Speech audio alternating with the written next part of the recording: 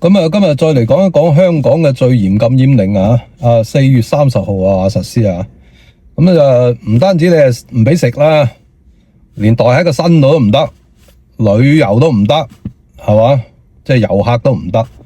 總而言之咧，捉住就3000，咁啊，仲有機會咧就判你坐監。咁啊，點講咧？咁我作為一個食煙人士嘅話咧，我都要吐槽一下，就係點講？呢一種佢哋認為係一種文明嘅象徵，係嘛？禁煙，全面禁煙。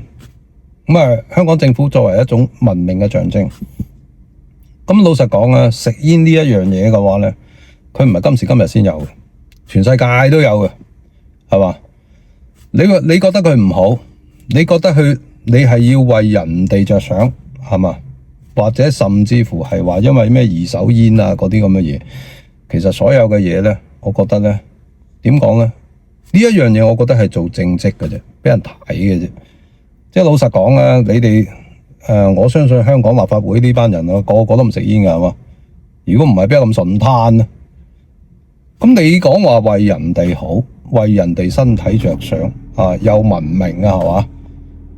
呢個禁煙，你諗下。你可以禁煙嘅話，點解你唔禁酒？酒嘅危害仲大啦，係咪咁講啊？你咩肝癌啊、肝硬化、胃出血啊，係嘛？飲完酒發酒癲啊、酒駕，飲酒咁大嘅危害，點解你唔禁酒啊？點解要禁煙？係嘛？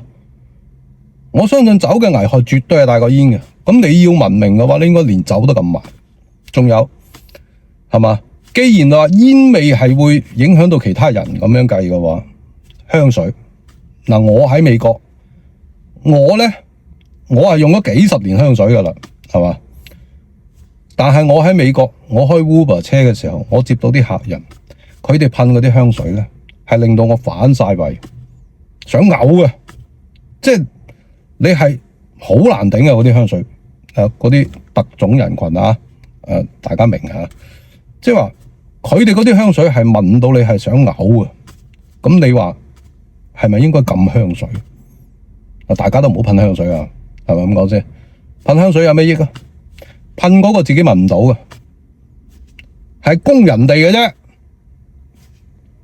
咁算文明咩？係嘛？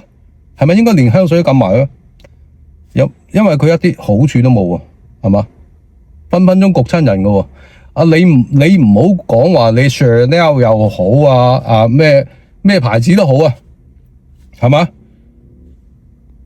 我哋買香水就知㗎啦，幾百種味嘅，啱你就唔啱我嘅，係咪咁講先？你啱聞嘅唔一定我啱聞嘅，你覺得好聞，我覺得可能好難受都唔出奇，係咪應該禁咗佢？係嘛？咁你仲有一個。你既然係咁樣嘅話，嗱，香水可以禁埋佢，又文明啦，係咪咁講啊？飲酒禁埋佢，又係一種文明啊！咁你話呢啲咁樣嘅嘢係咪真係文明？我唔知道大家點樣去諗啊？係咪咁講？我為你好嘅就係咁樣，屌你邊有咁樣樣㗎？我為你好。化妝品全部禁晒去，係咪咁講啊？欺騙咗幾多男士啊？啲化妝品係咪咁講先？明明成隻鬼咁，佢化到成個神仙嘅仙女咁，係咪咁講啊？偷呃拐騙係嘛？嗰啲化妝品係嘛？分分鐘係咩重金屬啊？對皮膚又唔好啊？係咪？影響身體健康噶嘛？點解唔禁埋佢？係咪咁講先？大把嘢我可以為你好啦，如果咁樣講，係咪咁講？呢啲叫文明咩？係嘛？多餘係咁啊！